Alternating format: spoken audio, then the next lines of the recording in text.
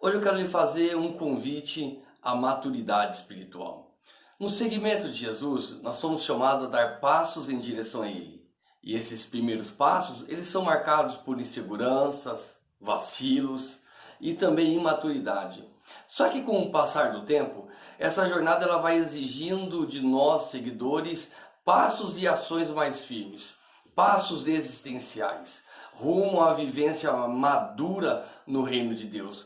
Deixa eu te explicar de uma maneira melhor o que eu quero lhe dizer sobre passos existenciais, maneira mais madura no reino de Deus. Eu quero usar como exemplo a parábola do filho pródigo, que está em Lucas, capítulo de número 15, verso de número 11 até o de número 31. Acompanha aí na sua Bíblia. E disse: um certo homem tinha 2 filhos, e o mais novo disse: Pai, dai-me a parte dos bens que me pertence. E ele repartiu por eles a fazenda. E poucos dias depois, o filho mais novo, ajuntando tudo, partiu para uma terra longínqua e ali desperdiçou seus bens, vivendo dissolutamente. Havendo ele gastado tudo, houve naquela terra uma grande fome, e começou a padecer necessidades. E foi e chegou-se a um cidadão daquela terra, o qual o mandou para os campos para apacentar os porcos, e desejava encher o seu estômago com as bolotas que os porcos comia, e ninguém lhe dava nada. E tornando em si, ou caindo em si, disse: quantos trabalhadores de meu pai têm abundância de pão, e eu aqui passando fome? Levantar-me-ei, e irei ter com meu pai, e dir-lhe-ei: Pai, pequei contra os céus e perante ti. Já não sou digno de ser chamado teu filho, faz-me como teu trabalhador. E levantando-se foi para o seu pai, e quando ainda estava longe, viu o pai e se moveu de íntima compaixão, e correndo lançou-se-lhe ao pescoço e o beijou. E o filho disse: Pai, pequei contra o céu e perante ti, já não sou digno de ser chamado teu filho. Mas o pai disse aos seus servos: trazei depressa a melhor roupa, vesti-lhe e pôr-lhe um anel na mão, alparcas nos seus pés, e trazei um bezerro cevado, e matai-o. Comamos e nos alegramos, porque este meu filho estava morto e reviveu. Tinha ali perdido e foi achado, e começaram a alegrar-se. E o seu filho mais velho, estando no campo, quando veio, chegou perto de casa, ouviu a música e as danças, e chamou um dos servos e perguntou o que era aquilo. E ele lhe disse: veio teu irmão, e teu pai matou um bezerro cevado, porque o recebeu são e salvo. Mas ele se indignou e não queria entrar, e saindo o pai, insistia com ele. Mas respondendo, ele disse ao pai: eis que eu te sirvo há tanto tempo, há tantos anos, sem nunca transgredir o teu mandamento, e nunca me deste um cabrito para alegrar-me com os meus amigos. Vindo, porém, esse teu filho, que desperdiçou os teus bens com as meretrizes, mataste-lhe um bezerro cevado? E ele lhe disse: filho, tu sempre estás comigo, e todas as minhas coisas são tuas, mas era justo alegrarmos-nos e folgarmos, porque esse teu irmão estava morto e reviveu, tinha se perdido e achou-se.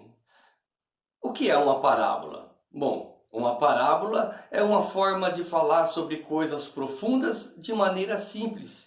De maneira simples, porque os elementos usados eram de conhecimento dos ouvintes, e profunda, porque continha verdades espirituais, com a capacidade de fazer com que o ouvinte se colocasse no lugar do personagem.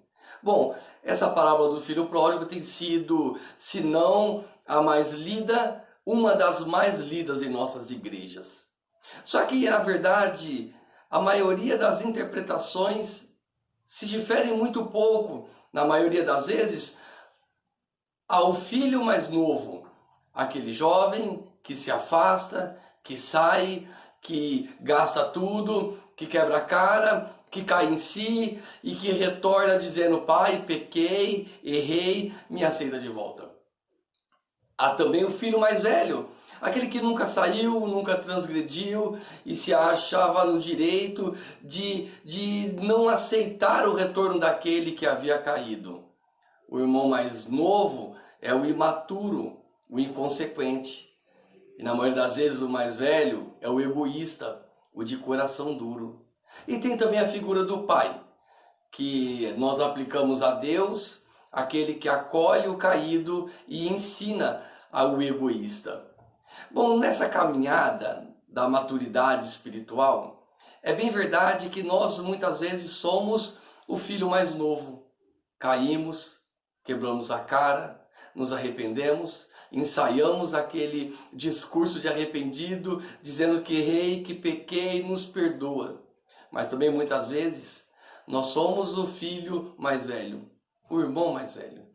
Aquele que, por não sair, por não transgredir, se torna egoísta, querendo as bênçãos de Deus apenas para ele.